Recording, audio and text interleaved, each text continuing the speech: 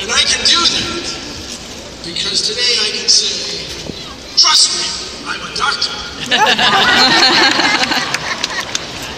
When I managed to get out,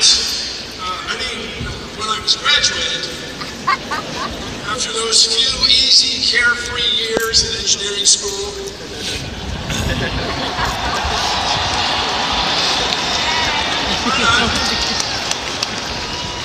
the world was full of trouble. During my college years, we wound down a miserable war in Southeast Asia. We experienced an energy crisis in which people waited in their cars in long lines for fuel. Gasoline prices along the New Jersey Turnpike skyrocketed to $2 a gallon, 50 cents a liter. That would be about $9 in today's equivalent. And let me tell you, that's still a bargain. We were still in the throes of the disco era. The Chevy Vega and the Ford Pinto. Something no designer, no engineer, and especially no lawyer could be proud of.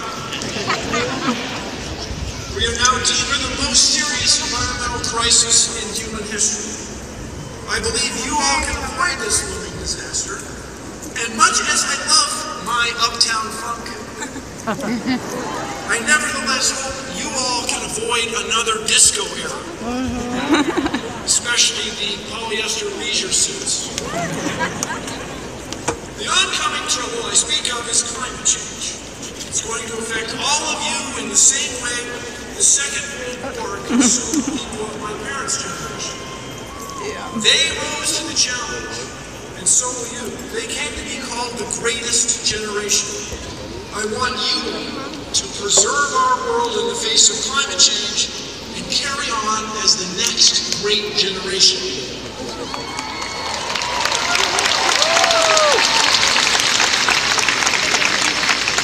Now, the fundamental reasons that climate change is changing are not that complicated. I remember well being at the New York World's Fair in 1965 in the town so nice they named it twice. There was a large display depicting the estimated human population of the world. While we were at the fair, the world's population clicked over from 2,999,999,999 to 3 billion humans on Earth.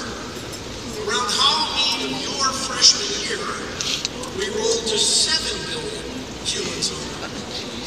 That if you had some extraordinary ladder car that could drive on some extraordinary ladder-road road, you could drive for an hour at highway speeds and be in outer space. Of course, if that road is the New Jersey Turnpike, it would be 4 or 5 hours. But the stark cold vacuum of space is barely 100 kilometers from here, barely 60 miles from where we're sitting today. Our atmosphere is surprisingly thin, barely visible from a distance next time you're in outer space. So that's it, everybody. That's our problem. We have almost 7.3 billion people breathing and burning an atmosphere which is, in the planetary scheme of things, quite shallow. Everything you and I do affects everyone else on Earth because we all share the air. And so that's why our climate is changing. Denying this is in no one's best interest. If you know any climate deniers, I'm sorry. But just try asking them this question. Do you believe that it's a conspiracy of healthcare professionals that is duping the world into believing that cigarette smoking causes cancer? The scientific consensus on climate change is at least as strong as the consensus on smoking. Climate change is a real deal. So hey, deniers, cut it out. Let's get to work.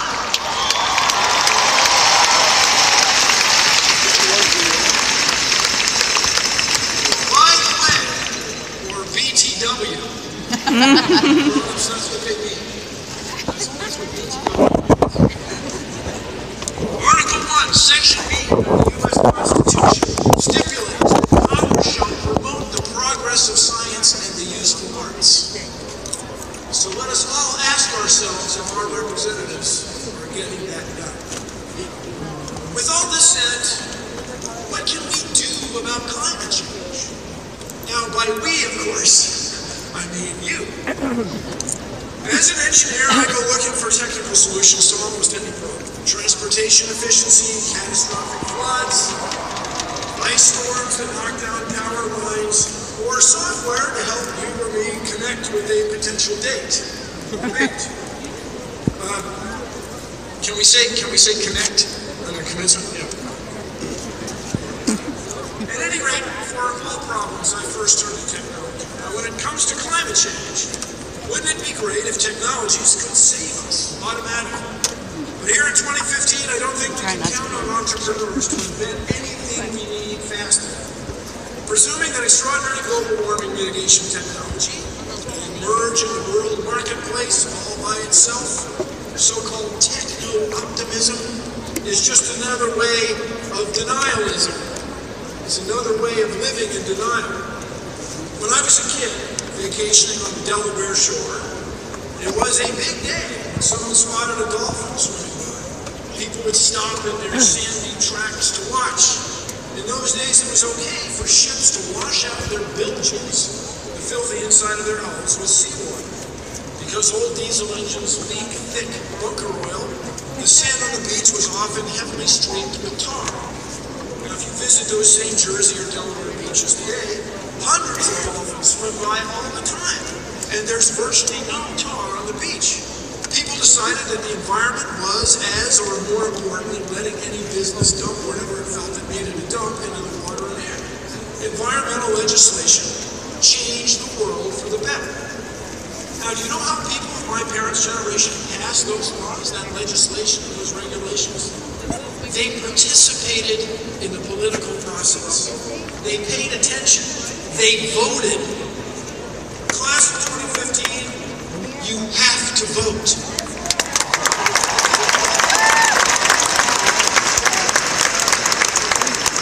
For those of you who don't want to participate, don't want to vote, would you please just shut up? So the rest of us can get things done. Right now, it's still too easy for any of us to dump our carbon waste in the world's atmosphere. We are going to need thoughtful, reasonable, fair, and tough regulations. We're going to need a means to enable poor people to advance in their societies and countries around the world. Otherwise, the imbalance of wealth will lead to conflict, inefficiency, and energy production, which will lead to more carbon pollution and a no-way-out overheated world. When you all were born, the Earth's atmosphere comprised 0.035% carbon dioxide. That number is often reckoned as 350 parts per million. Well, today, as you're being graduated, the world has over 400 parts per million. And by the end of this year, it's very likely we'll reach 405 parts per million. You see, it's not the number itself, it's the rate, it's the speed at which we are increasing the number of people and the atmospheric pollution that's killing us. In general, all this means we need to provide two things: electricity and clean water to everyone on Earth.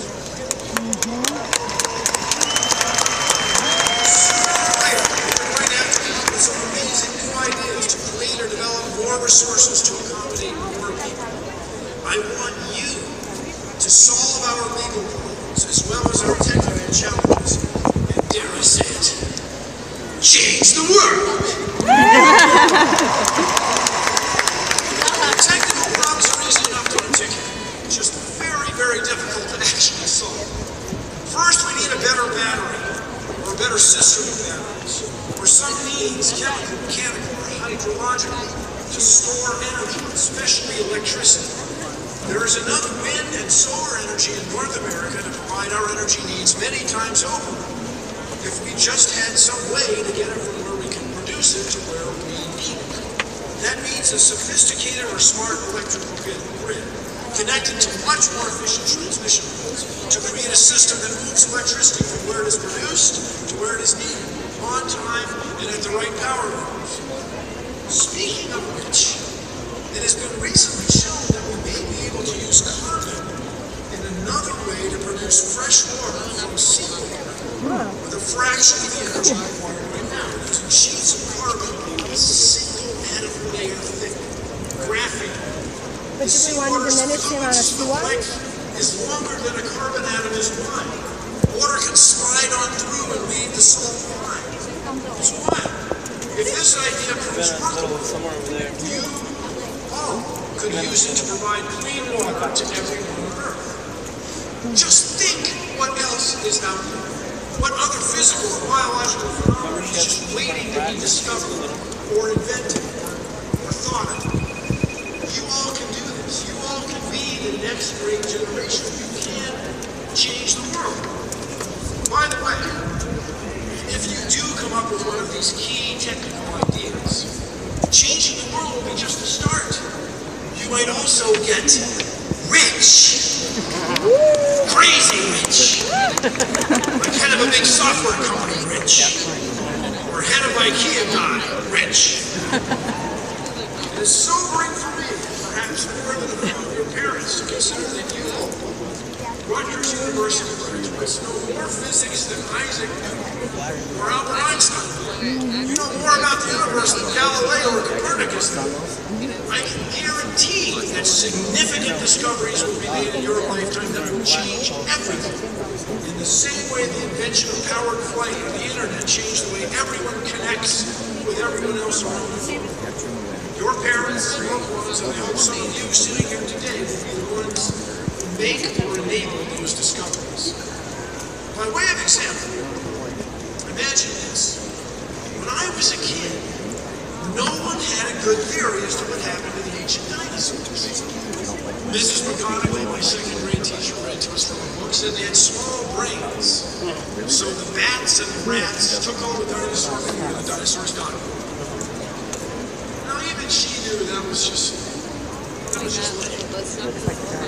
So in my lifetime, we discovered the telltale worldwide layer of iridium and the world-ending meteoric impact crater near what is now Chesapeake, Mexico. It was like science fiction, but it was real. The impact crater created a circle of dust that was bigger in diameter than the world itself.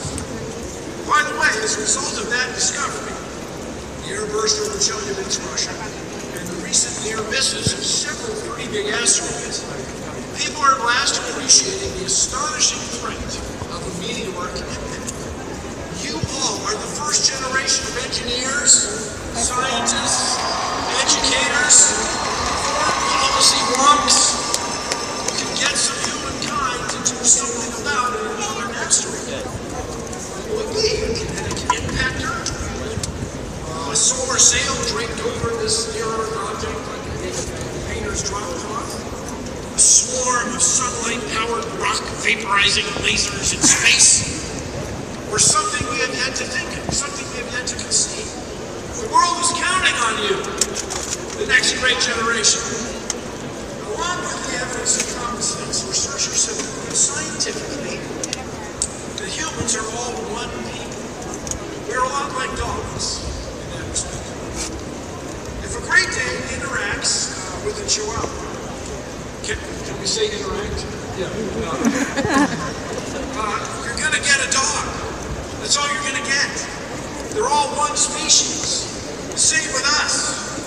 The color of our ancestors' skin, and ultimately my skin and your skin, is a consequence of ultraviolet light, of latitude and climate. Despite our recent sad conflicts here in the United States, there really is no such thing, scientifically, as race. We are one species.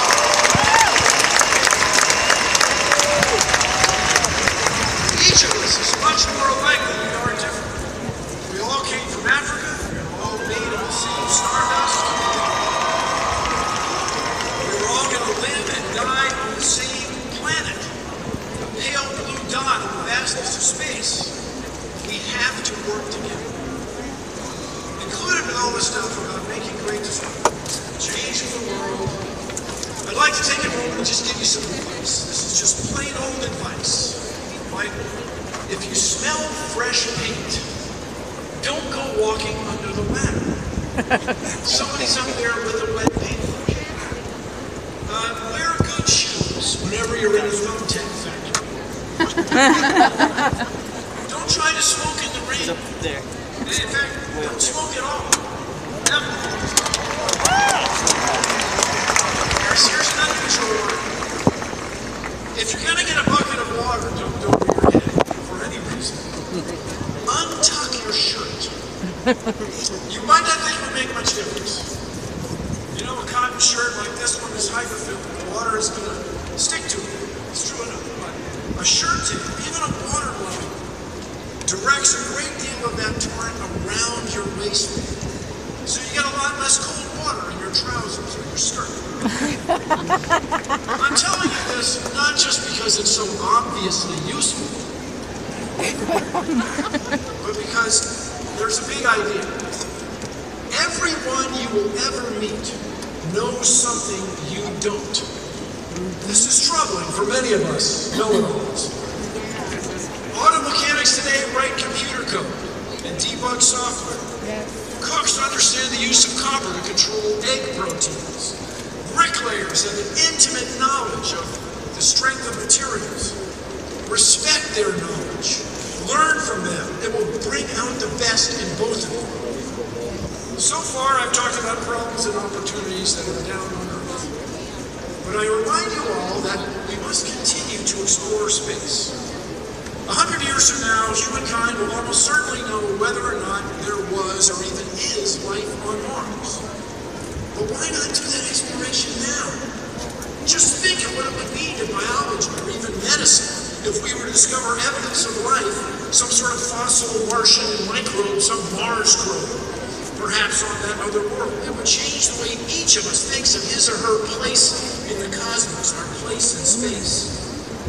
Recently, the Planetary Society gathered a bunch of experts and determined that we could send a worthy few of you in orbit around the planet Mars in 2033. And you could land a few years later. You could look for life, and you could change the world. Now, while we're at it, I cannot help but remind everyone here and everyone listening that this coming Wednesday, 39 years after my old professor Carl Sagan promoted the idea, the Planetary Society is going to launch our own citizen-funded light sail, solar sail spacecraft. We hope it will change the world a little bit by democratizing space exploration. Who knows what people will discover in the future? And by the way, while you're on Mars, I hope you stroll by the Spirit, Opportunity, or Curiosity rovers. Each is fitted with a small sundial that serves as a test pattern for the cameras. Now look closely. On each of these is engraved these words. To those who visit here, we wish a safe journey and the joy of discovery.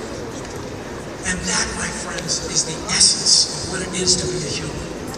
To experience the joy of discovery. That's science. That's what brings out the best in us. That's what makes us a worthy species and worthy of the future. I often reflect on my third grade teacher, Mrs. Cochran, when she told us that there are more stars in the sky than grains of sand on the beach. And there are, by any measure, a lot of grains of sand on a beach.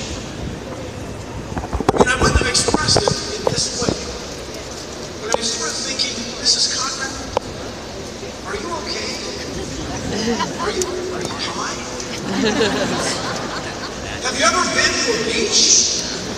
Look left and right, 1,000 nautical miles, there's nothing but sand. When the tide goes out, there's more sand. You show more speed. There's sand upon sand upon sand. So I stood on the beach this morning and I got to thinking about her assumption. Does she mean all the grains of sand that I can see? Does she mean the one I can't see? By reasonable reckoning, it turns out that Mrs. Cochran was correct. There are about 100 stars for every grain of sand on Earth. The vastness of the cosmos is unimaginable. In that long-ago moment, I was paralyzed by self-doubt. I was just a little kid standing on a beach, and that beach is one of many beaches on the planet that turns out to be, in the cosmic scheme of things, pretty small. Just a speck, really. Furthermore, my home speck, the Earth, is just a speck orbiting a star that really, considering all the other sand-grain numerous stars, is just another speck in the galaxy of stars.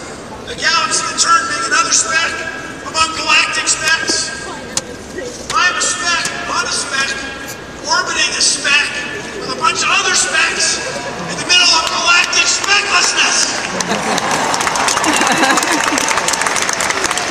What I think and feel does not matter at all.